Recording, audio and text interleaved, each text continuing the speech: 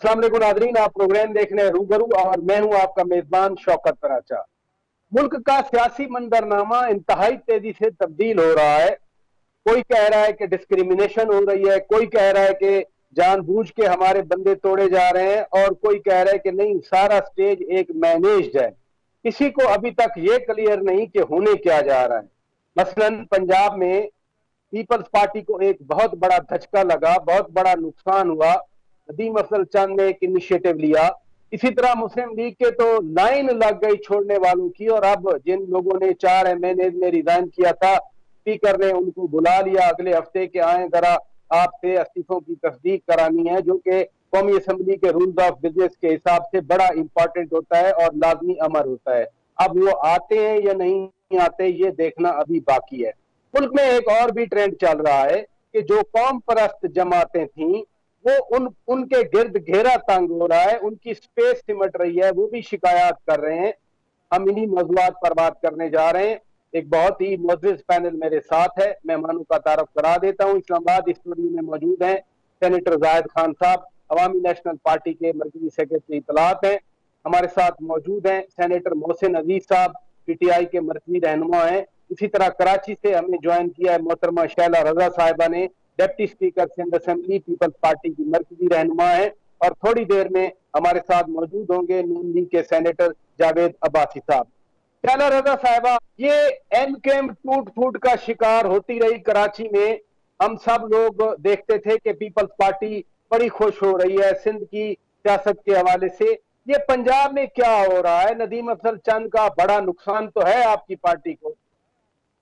देखिए, अगर MQM टूट-फूट का शिकार हो रही थी तो उसमें हमारा तो कोई किरदार नहीं था ना, उनके आपस के मामला थे। और फिर जिस तरह वो टूट-फूट हुए, और आज हमने देखा कि PSP के एक मेंबर तो एहतजाज कर रहे थे, बाकी मेंबर उनका साथ नहीं दे रहे थे। तो ये भी हमने देखा।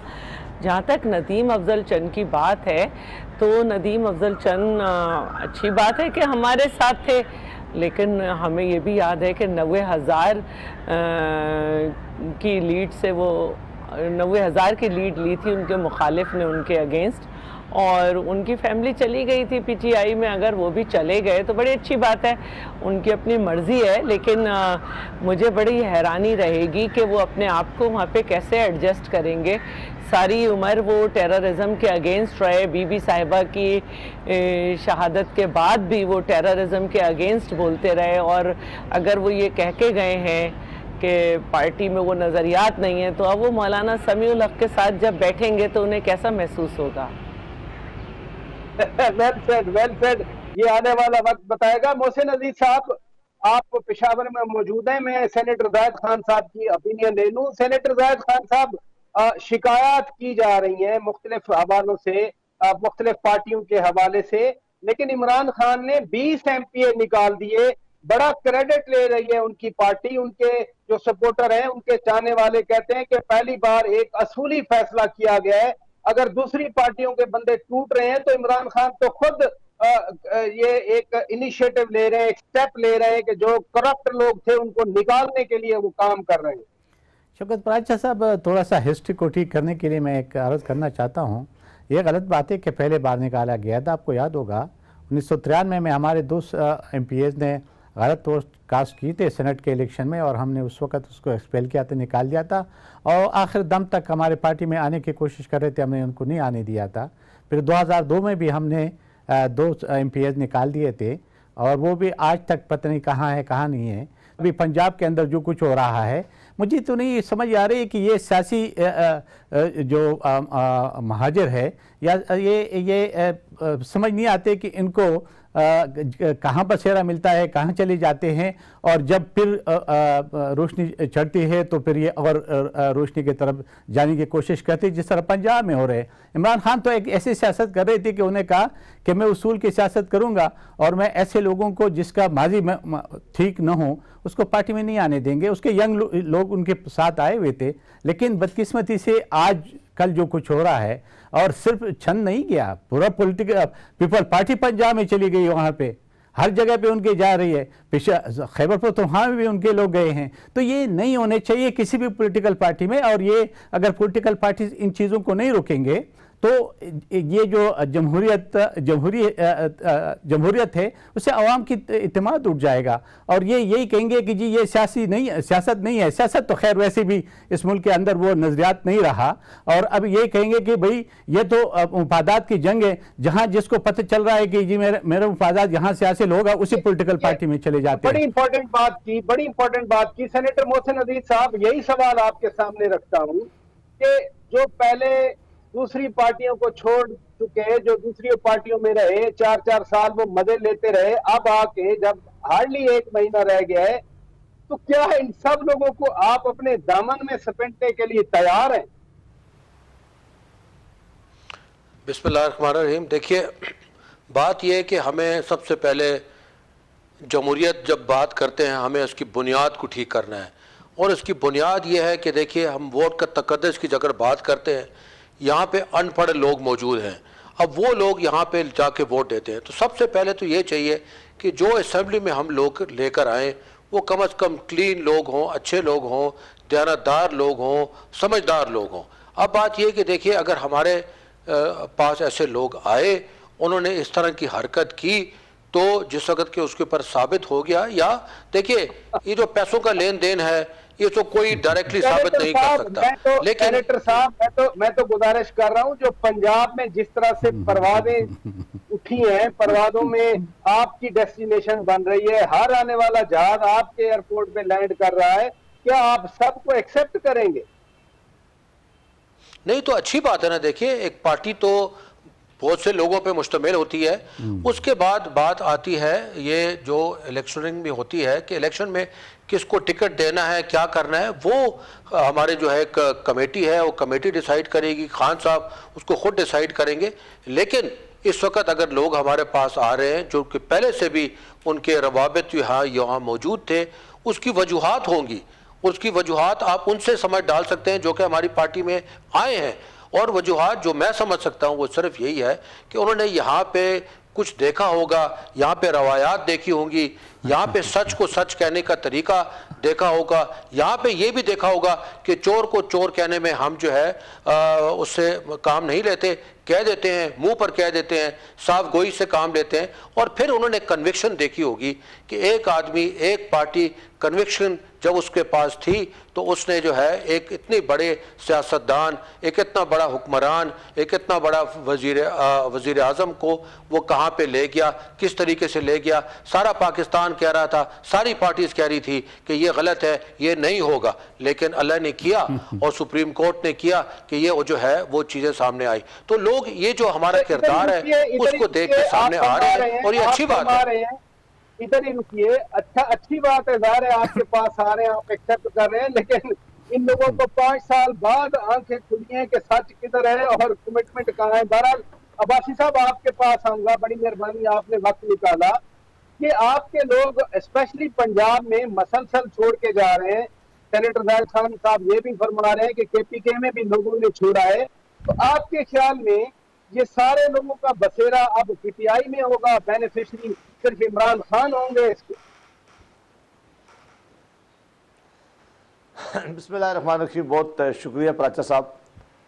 प्राचा साहब, देखें, ये इमरान खान साहब ने जो इकदाम अभी भी किया है और आपने मोहसिन अजीज़ साहब से भी एक सवाल किया है, और मेरा ख्याल है कि आज जो इमरान खान साहब को एक्शन लेना पड़ा, इसमें बहुत बड़ी वजह ये थी कि इन्होंने के पास ये सारे वो लोग, इनमें 2-3 लोगों को छोड़कर बाकी वो सारे लोग वो थे जो 4-4, 6-6 जमातों को छोड़कर इनके पास आए थे और इनको इन्होंने पार्टी का टिकट दिया था। कुछ बात से लोग थे जो शामिल हुए। अब्बासी साहब जो आ रहे हैं, मैं उनके बारे में पूछ रहा हूँ। आपके तो कोलीग रहे, आपकी पार्टी मैं उन्हीं पे आ रहा हूँ, मैं उन्हीं पे आ रहा हूँ, उसी पे आ रहा हूँ। मैं कह रहा हूँ कि देखें, अगर इनकी जमात में आज भी इमरान खान साहब के साथ इर्द गिर्द देख ले, मोहसिन अजीज साहब के बहुत माजरत के साथ ये 3-4 दोस्तों को छोड़ के बाकी वो सारे वो लोग हैं जो मुख्तलिफ जमातों में से इन्होंने वो लोग, उनको ज़्यादा टिकट नहीं मिल सके या अपनी जमातों में उनके लिए कोई सियासी उनको नज़र नहीं आया कि हम इलेक्शन नहीं जीत सकते। एक सीरियस पीपल्स पार्टी से और कुछ बाकी जमातों से भी लोग गए। इमरान खान साहब ने बनीगाला में एक ऐसी लॉन्ड्री लगाई हुई है, जो भी आदमी वहां जाता है वो धो के साफ हो के बिल्कुल, वो कहते हैं कि इस पे ना तो कोई इल्जाम है, ना ये करप्शन पे इन्वॉल्व है, ना ये किसी और में इन्वॉल्व था। अगर वो हमारी जमात में हो, पीपल्स पार्टी में हो या किसी और जमात में हो, अभी तो आवाज चली है, पता नहीं और आप कितने जाएंगे, क्योंकि जैसे जैसे असेंबली की मुद्दत का जो वक्त खत्म होना करीब आ रहा है, लोग उछल रहे हैं, लोग उड़ रहे हैं, ख्याल करें और कितने जा रहे हैं, बहुत सारे दिक्कत आए हुए हैं। फराचा साहब इसकी कोई फिक्र नहीं है, ये जाने वाले लोग जो है हमें बहुत पहले भी छोड़ के गए थे, आपको पता है। फिर ये वही लोग थे जो परवेज मुशर्रफ के साथ भी गए थे, ये वही लोग हैं जो चौधरी साहिबान के साथ भी लोग गए थे। फिर इन्होंने माफिया मांगी हैं, ये पाँव में आके पड़े और मिन्नतें की और फिर दोबारा जमात में दाखिल हुए थे। हमें वैसे सच्ची बात यह है कि अब इन जमातों को ये बात जरूर सोचनी चाहिए कि आइंदा ऐसे लोगों को कभी अपने पास दोबारा लेना ही चाहिए। एक दफ़ा जमात को छोड़कर किसी खास मकसद के लिए जाता है, आज भी अगर कोई छोड़ के जा रहा है, इसके जाने से कोई नुकसान नहीं होगा। वोटर अपनी जगह पर हमेशा खड़ा रहता है, वो अपनी पार्टी के साथ रहता है, वो अपनी पार्टी के मंशूर के साथ खड़ा रहता है। जहां छोड़ के नए लोगों को टिकट दे देंगे और वो जीत कर आएंगे, वालों से कोई नुकसान नहीं होता। नाज़रीन, इसी नुक्ते को हम आगे बढ़ाएंगे, ब्रेक का वक्त है, क्योंकि अब्बास साहब कह रहे हैं कि छोड़कर जाने वालों से कोई फर्क नहीं पड़ता, लेकिन एक हमारी सियासत में टर्म है इलेक्टेबल्स। अगर इलेक्टेबल्स का फिनोमिनन है तो फिर उस पर हम बात करेंगे ब्रेक के बाद, क्योंकि यही लोग हैं जो जिस जमात में सब हमारे चारों मेहमान कह रहे हैं कि पहले मुशर्रफ के साथ थे, कभी पीपल्स पार्टी में आए, फिर वो नून लीग में चले गए, आप पीटीआई की तरफ जा रहे हैं, तो दैट मीन्स के इलेक्टेबल्स ही आगे बढ़ेंगे। ब्रेक के बाद हम ये नुक्ता अपने मेहमानों के साथ रखेंगे, सामने रखेंगे।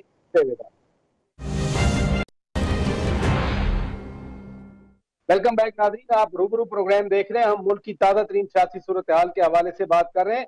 सेनेटर जायद खान साहब एक पार्टी के आप रुकन हैं, उसके लीडर हैं, उसके सेनेटर हैं, उसके आप तर्जमान भी हैं, जिसने बाकायदा एक स्ट्रगल की है। और आप अभी कह रहे थे कि नजरियात की पार्टी है, नजरियात की सियासत है, लेकिन ये जो इलेक्टेबल्स का मामला है, जाहिर तो यही होता है, अगर कोई मुशर्रफ के साथ था, वो जरदारी के साथ था, फिर नवाज शरीफ के साथ था, अब वो परवाज कर रहे हैं, इट मीन्स उनका वोट बैंक है, उनके साथ लोग हैं और वो जहां चाहें जहां खड़े हों वहां से जीत जाते हैं।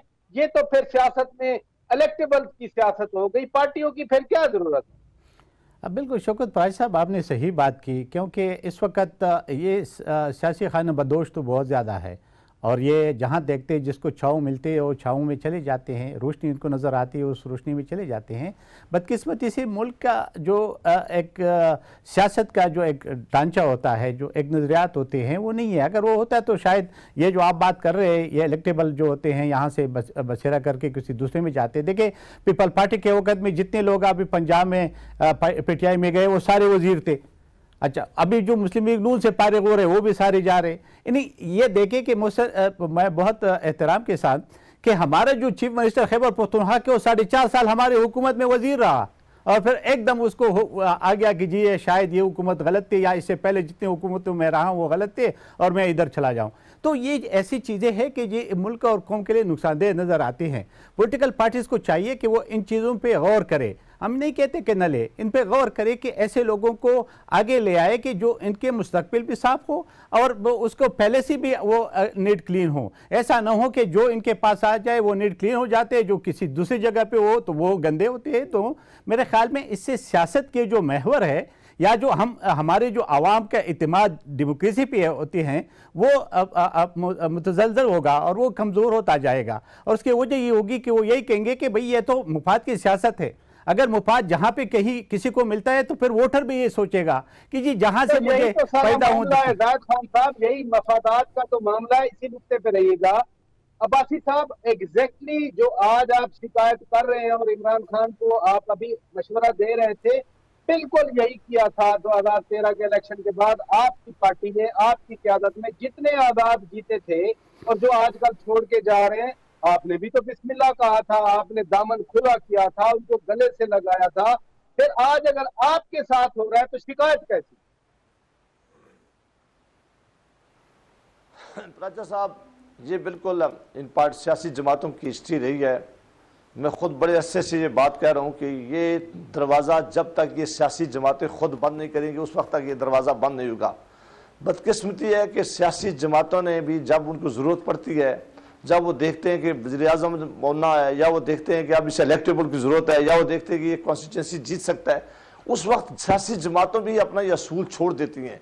बहुत ज़रूरी था, हमारे लिए भी ठीक था कि हमें एक सबक मिला था कि जो लोग हमें परवेज़ मुशर्रफ साहब के ज़माने में छोड़ के चले गए थे, हम उन्हें कभी वापस ना लेते और हम एक असूल पर कायम रहे। और ये हमने बात बहुत दफ़ा अपनी जमात के अंदर और बाहर भी लोगों ने बहुत दफ़ा बात की है। लेकिन हाँ, आप ठीक कहते हैं कि बदकिस्मती से अगर ये ना होता तो ये लोगों को बड़ा सबक होता। अब्बासी साहब एक मिनट, जब आप कह रहे हैं कि आपने भी, आपके लोगों ने यही बात आपकी क़यादत से कही कि दूसरी पार्टियों के बटेरों को मत बिठाएं, तो क्या जवाब मिला आपकी क़यादत से? आप मैंने ये नहीं कहा, मैंने ये कहा कि ये हमारी पार्टी और लीडरशिप सारी ये कहती थी। हमने बहुत सारे वो लोग नहीं भी लिए हैं जो पर उस वक्त मुश्किल वक्त में छोड़ गए थे। कोई ये जो लोगों की आप बात कर रहे हैं ये वो नए लोग थे जो उस वक्त बाद में सियासत में एंटर हुए हैं। यकीनन वो परवेज़ मुशर्रफ के ज़माने में या बाकी जमातों से आए हुए थे, वो उस वक्त के टिकट थे, लेकिन जो पहले छोड़ के गए थे उनमें बहुत कम वापस दिए, लेकिन फिर हमने भी लिए। अब ये सियासी जमातों को बैठकर एक खुद अपने दरमियान बैठकर ये फैसला करना होगा कि अगर इन लोगों को हम सिर्फ इक़्तिदार के लिए ले लेंगे, हम ले लेंगे कि ये वो इलेक्ट हो जाएगा, हम ले लेंगे कि जनाब अभी हमें इसकी ज़रूरत है, ये हल्के में पॉपुलर है, तो फिर वो लोग अपना रवैया जो है वो सियासी जमातों के साथ को मजबूती से वो एक नजरिए की बुनियाद पर कायम नहीं रखेंगे। वो हर उस जमात में जाएंगे जहां वो देखेंगे इक़्तिदार मिल रहा है, वो हर उस पार्टी के साथ जाएंगे जो आगे इक़्तिदार में आती है। तो ये सियासी जमातों ने अपने ऊपर पाबंदी लगानी होगी। अगर सियासी जमातें ये दरवाजा खुला रखेंगी तो इस तरह के ये लोग आते जाते रहेंगे। कैसे लगेगी? अब्बासी साहब इधर ही रुकिए, पाबंदी कैसे लगेगी? जिसको इलेक्टेबल की जरूरत है वो तो कहेंगे कि हमारी हुकूमत बननी है, यही एमएनए आएंगे। तो मोहतरमा शैला रज़ा साहिबा, आपकी तरफ आऊंगा। सिंध में आपने भी माशाल्लाह बिल्कुल हल चला दिया, जो अपोजिशन में था सब आपके साथ है। आपने तो कराची की सीटें भी जीती। इलेक्टेबल का फिनोमिनन था या आपकी पार्टी की सिंध में मकबूलियत बनी? एमकेएम की सीट थी कराची वाली, फर्ज किया वो आपने जीती। सेनेटर सईद गनी साहब हमारे दोस्त हैं, माशाल्लाह वो जीत गए। मैं कभी सोच नहीं सकता था कि इम्तियाज शेख साहब आपकी पार्टी में आएंगे, वो भी आएंगे। अब जबकि पंजाब से आपके लोग जा रहे हैं और आपने नदीम अफजल चांद को ताना भी दे दिया कि कैसे मौलाना समीउल्लाह के साथ बैठेंगे, तो ये इलेक्टेबल की सियासत को सारी जमातें प्रमोट तो करती हैं जब वक्त आता है। देखिए, मैंने ताना सिर्फ इसलिए दिया है कि तो उनका जमहूरी हक है कि वो चले गए, लेकिन सवाल तो एक है ना कि बड़े अच्छे लगेंगे, अपने आप को वो महसूस करेंगे तो मुझे खुशी होगी।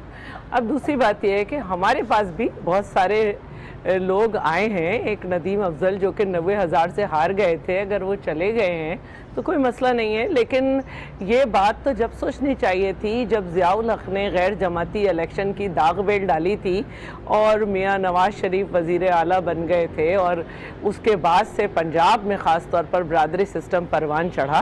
तो बदकिस्मती ये है कि अब तो जो कुछ बोया गया था उसे हम काट रहे हैं, और हम ये देख रहे हैं कि कराची में भी किस तरह पीएसपी और एमक्यूएम जब आमने सामने बैठे तो क्या क्या चीज़ें सामने आई कि किसके दफ्तर में मुलाकातें होती थी, कहाँ मिलाने की कोशिश की गई। और अभी भी हम यही सुन रहे हैं कि पीटीआई और पीएसपी दुबई में मुलाकातें हो रही हैं, और लियारी में बहुत सारे गैंग वॉर के लोग पीएसपी में बिठा दिए गए हैं। तो ये सब कुछ चल रहा है पाकिस्तान की सियासत में। लेकिन अगर कोई ये कह रहा है कि इमरान खान ने 20 लोग इसलिए निकाल दिए, तो फिर मेरा उनसे ये पूछना है कि अगर 20 लोग आपके निकल गए थे, टोटल 59 थे, तो आपने 4 जनरल सीटें कैसे जीत ली? 16.4 का जो था रेशो था। आपने भी तो फिर 13 लोग खरीदे ना, आप पर भी तो इल्ज़ाम शेरपाव लगा रहे हैं ना कि 5 हमारे खरीदे। तो जब आपकी 2 मार्च को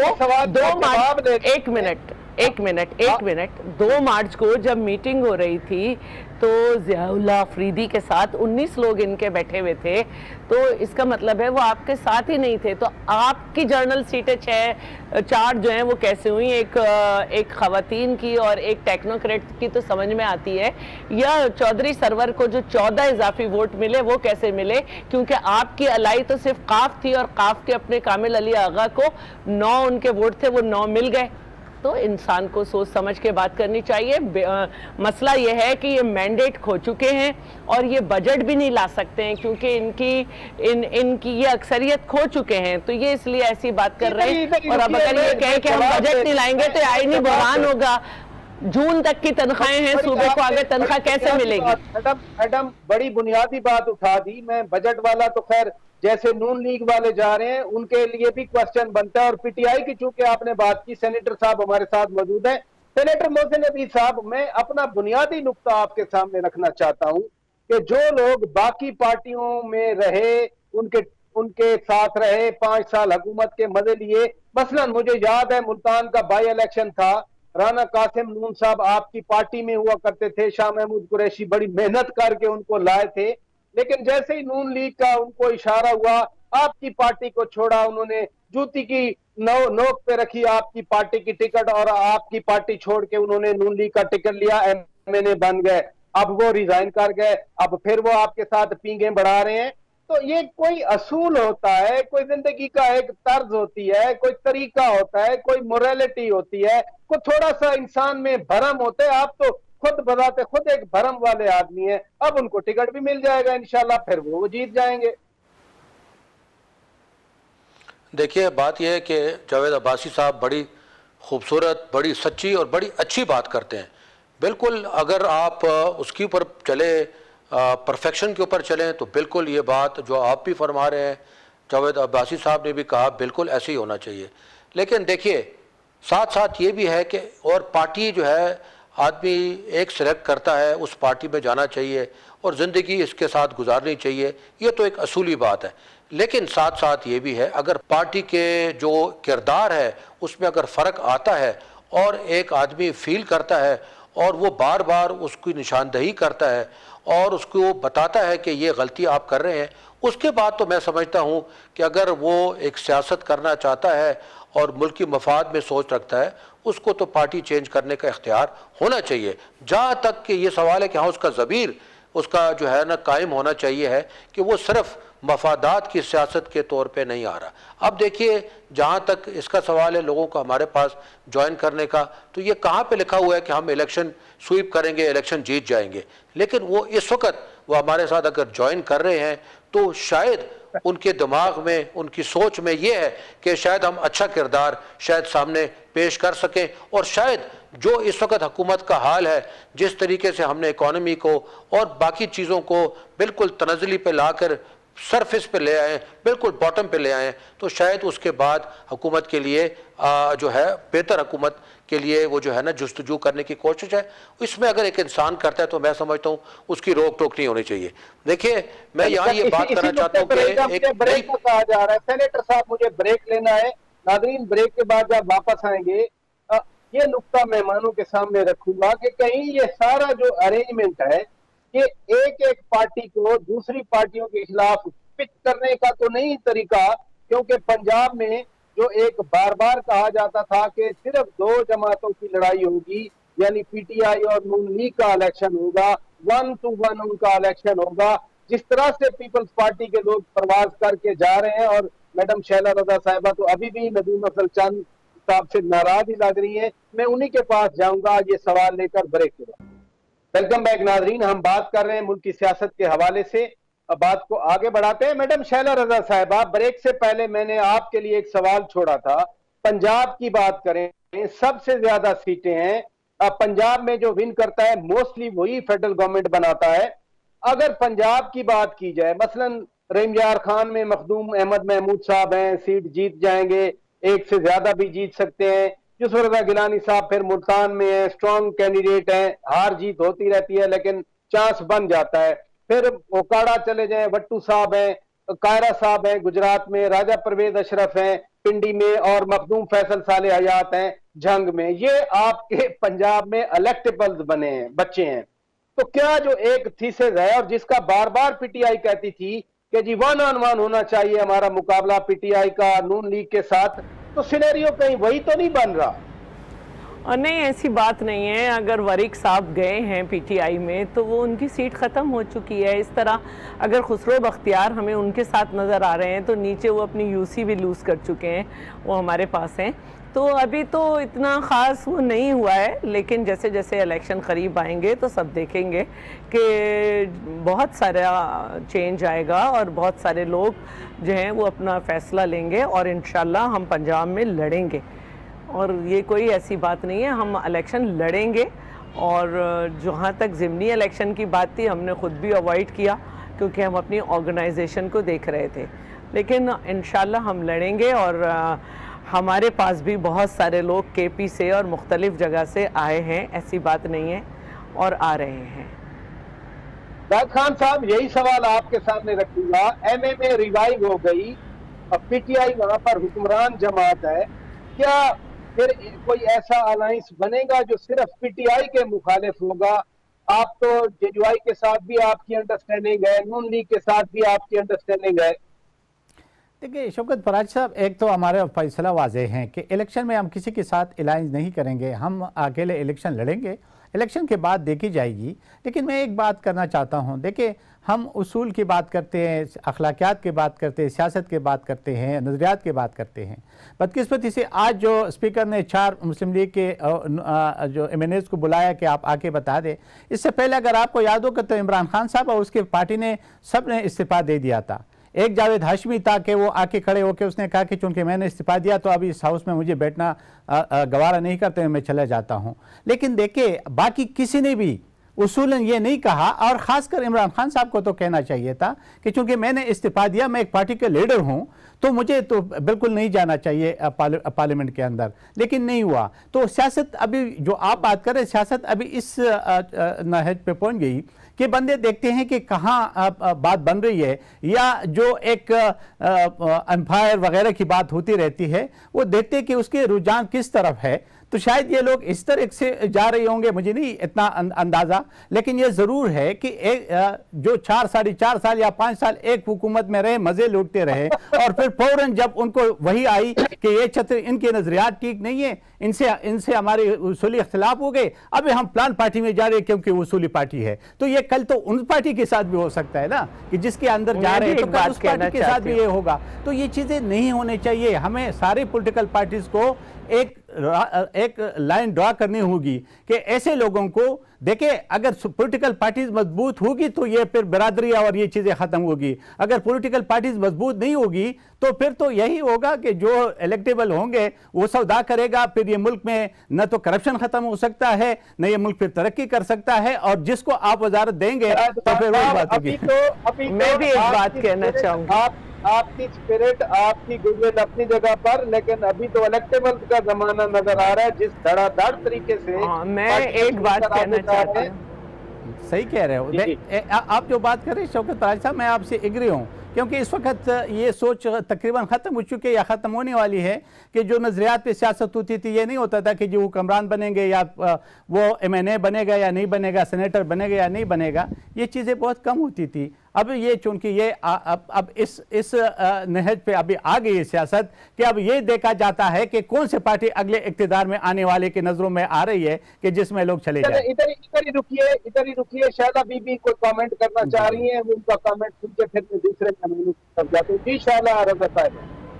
मैं कहती हूँ कि आज तो इमरान खान साहब बहुत ही एक्शन ले रहे हैं। उस वक्त भी ले लेते जब ये धरना दे रहे थे तो 4 लोगों ने कहा धरना नहीं दिया था और वो अटेंड करते रहे थे, और इन्होंने कहा था मैं निकाल दूंगा।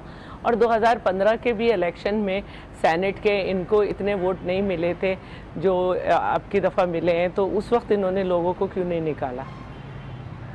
इधर ही रुकिएगा। बैरिस्टर अब्बासी साहब, आपकी तरफ आऊंगा।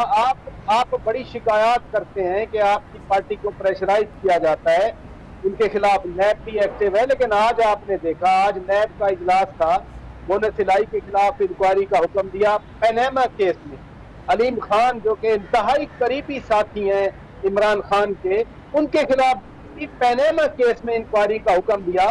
तो जब इल्जामात आते हैं आपकी तरफ से, एक कंटेंशन आती है कि सिर्फ हमारी पार्टी को निशाना बनाया जा रहा है, और बंदे छोड़ने के हवाले से भी मुख्तलिफ स्टेटमेंट आती हैं, ये तो फिर सबके साथ हो रहा है, आपकी अकेले की शिकायत तो नहीं होनी चाहिए। देखें पराचा साहब, ये पनामा का जब से केस आया है उसमें आप जानते हैं कि कितने 100 लोग इन्वॉल्व थे, अभी तक एक केस जो है वो ट्रायल हुआ है, उसे सुप्रीम कोर्ट ऑफ पाकिस्तान ने लिया है, उसके ऊपर GIT बनाई गई है। GIT के बाद फिर सुप्रीम कोर्ट ने फैसला किया है और फिर वो केस जो है वो नैब अदालत में पेश किया गया और वो सिर्फ मियाँ नवाज शरीफ साहब उनकी फैमिली के मुतालिक था। लिहाजा एक हकामे की बुनियाद पर एक मुल्क के वज़ीर-ए-आज़म को डिस्क्वालीफाई किया गया है और इतना बड़ा पाकिस्तान में ये प्रोपेगेंडा किया जा रहा है। हम सिर्फ इनसे ये दरख्वास्त करते हैं, गुजारिश करते हैं सारी सियासी लीडरशिप से कि मेहरबानी करके इस पाकिस्तान को मत हर रोज़ को बुनियादों पर लोगों को